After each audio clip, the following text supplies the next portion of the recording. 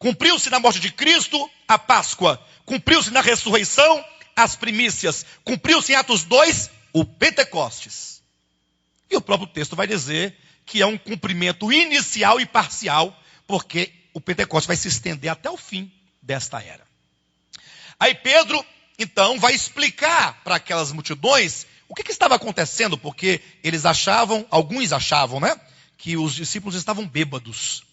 Aí, então, Pedro vai explicar o seguinte, olhem para mim, por gentileza. Ele fala assim, olha, pessoal, esses homens não estão embriagados, como vindes pensando. Não. Olha, agora são 9 horas da manhã. Imagine que não tem sentido 9 horas da manhã essa multidão toda embriagada. Quer dizer, se fosse pelo menos 2 horas da tarde, deu tempo de beber bastante. Mas acabaram de levantar, de acordar, já estão embriagados. Mas o que acontece, ó, gente, para. Ele diz, o que acontece? Ele vai dizer o que acontece. Ele vai explicar o Pentecostes bíblico, para que você depois não tenha dúvida. E fique depois assim, ah, pastor, essa igreja ela é fria porque eu não vejo os irmãos falando em línguas. É porque você não leu a Escritura.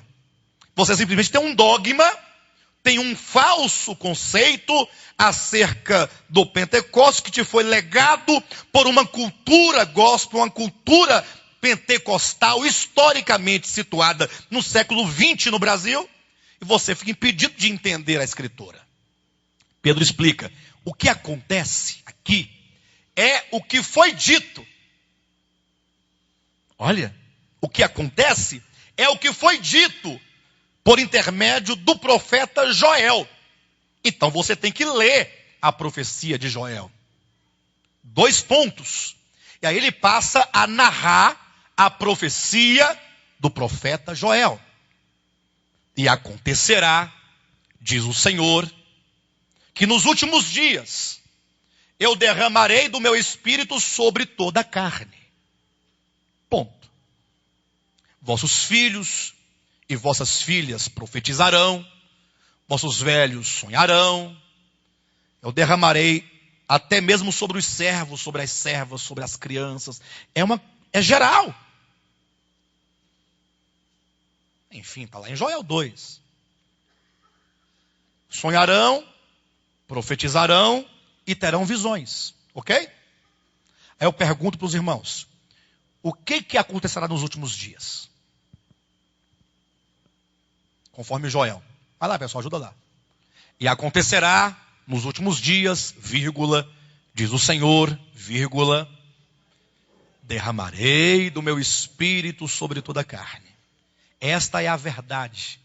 O Pentecostes, ele só acontece. A grande colheita só é possível de acontecer quando o Espírito é derramado sobre toda a carne. Aí diz que, havendo o Espírito sido derramado, o que aconteceria? O grande evento é o derramamento do Espírito sobre toda a carne. E o que ocorreria com esse derramamento, segundo Joel? Profecia, sonhos e visões. É o que diz Joel. Aí, de repente, você vai encontrar Pedro. O que acontece aqui é o que foi dito por meio do profeta Joel. O que ele disse? Que ao ser derramado o Espírito Santo, os jovens iriam profetizar, teriam visões e os velhos sonhos. Aí eu pergunto, isso aconteceu em Pentecostes? Atos 2? Teve sonhos? Mas Joel disse que haveria sonhos. Certo? Teve visões? Joel disse que teria. Teve profecias?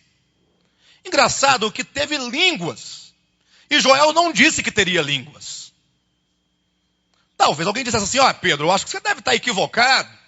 Porque o que acontece não é o que foi dito. Porque lá não diz línguas e aqui tem línguas. E o que diz lá não tem aqui. E o que tem aqui não tem lá. Perfeito?